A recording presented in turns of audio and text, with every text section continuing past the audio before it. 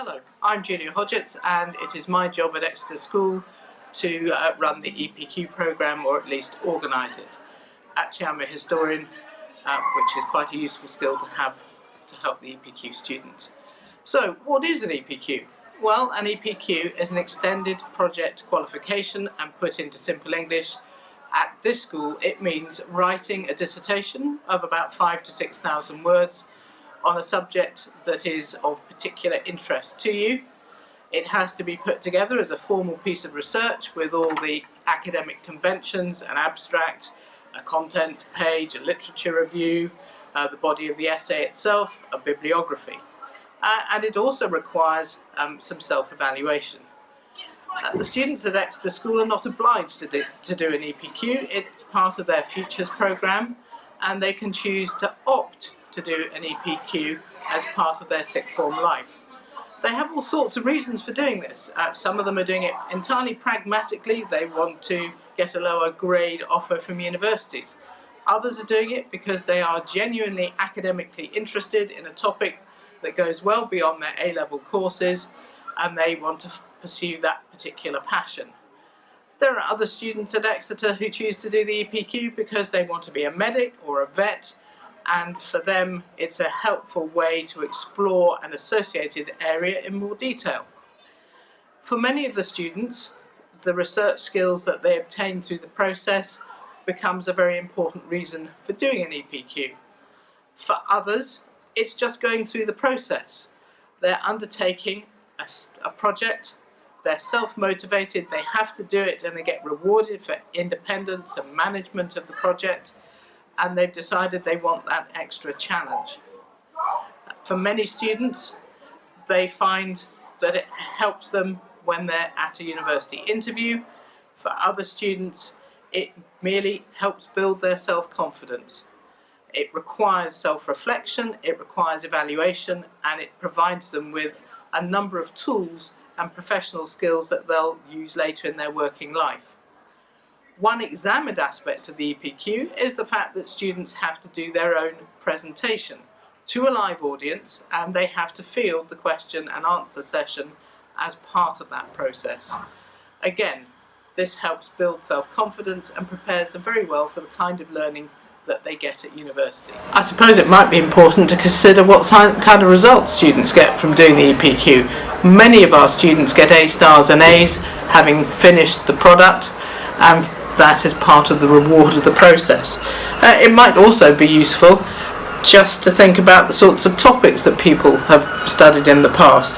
Past questions, things like, can the lack of medical consent ever be justified? Is war justified to settle international disputes? Are cancer treatments having an effect on life expectancy in the 21st century in the United Kingdom? Those are three examples from students who've written their EPQs recently. So here we have two pupils who've actually finished their EPQ, and we thought it would be helpful for you to see and hear from them what they've derived from the whole process. So we have here Ollie and Evie, who are smiling because they have now got completed projects. So Ollie, why did you decide to take an EPQ? Initially, I knew that I wanted to explore an aspect of Spanish society further. I had no idea initially of what that would be, but as I've progressed through the process, some numerous other benefits have become clear to me. Not least the fact that it's readily provided me with plenty of extra independent research that can be used in applications for competitive universities on the UCAS form, and it's also opened up to me a sort of avenue of university style research, and how to structure a university style essay, really. And Evie, your motivation? Well, for me it just kind of seemed like a silly opportunity not to take, and then as I got into it further and started researching university choices, I realised that it would help lower my grades. So for Cardiff, instead of it being AAA, if I achieve an A in my EPQ, I then get AAB, which just seems a bit easier. And if we have a look at the sorts of topics that you decided to research, Ollie, what did you research? So I have, initially I researched Catalan nationalism and the reasons behind it. As I progressed further into my research, I became particularly interested with the possible manipulation element of the nationalist movement, and so that's been an area that I've explored further. And my final question that I decided on relatively late was sort of how Catalan identity has been potentially manipulated by Catalan nationalist politicians in order to achieve their end goals. And Evie, you took a very different approach. What was your topic? So my topic was, is there a case for the reintroduction of capital punishment in the UK? And it stemmed from reading Sophie's World, particularly the chapter on Kant, and then I researched him further and ended up reading an essay on his views on capital punishment, which I vehemently disagreed with, and then I just kind of wrote an EPQ arguing why we shouldn't, but also why we should, coming to the conclusion that we should not reintroduce capital punishment. So very different kinds of topics and different motivations from both these students. If I asked you both what was useful about undertaking an EPQ, perhaps Evie, you'd like to go first this time. What have you got from this process? I'd say that the researching skills were the most beneficial factor for me because they've aided with my history coursework and my English coursework, and also I think they've just widely prepared me for university. And Ollie? Yeah, absolutely. I'd agree with Evie. The research element, particularly sort of filing away sort of where you've got research from, learning how to reference, that's such a vital skill, which has made my history coursework that little bit easier, because I've made mistakes inevitably the first time round that I'm able to build upon and ensure that the experience is smoother the next time round. I suppose an obvious question is, you've nearly finished the process, you haven't yet done your presentations, but the paperwork is done. Would you advise other sixth form students to take an EPQ, given that it's voluntary in this school? What do you think?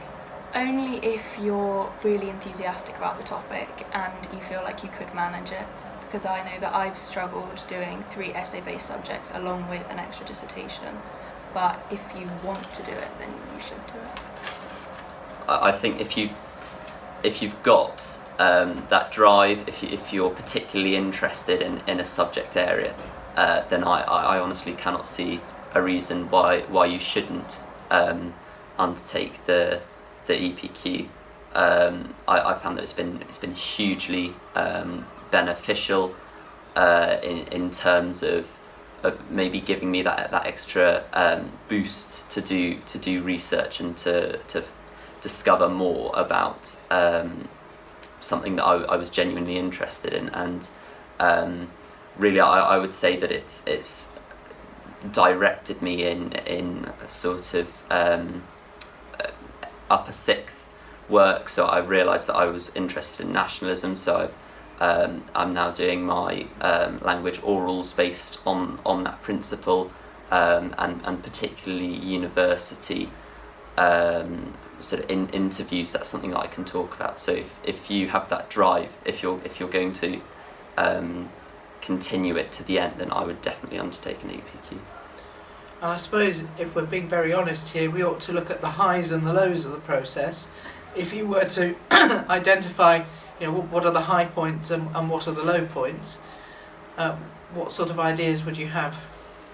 I would say that the high was probably the finished product, or or maybe writing my conclusion, you've compiled loads of evidence, lots of research, and spent an enormous time working through this project. It's quite a commitment, and then to finally be able to look back at what you've written and reach a conclusion which actually in most cases has a meaningful implication for life is really rather rewarding.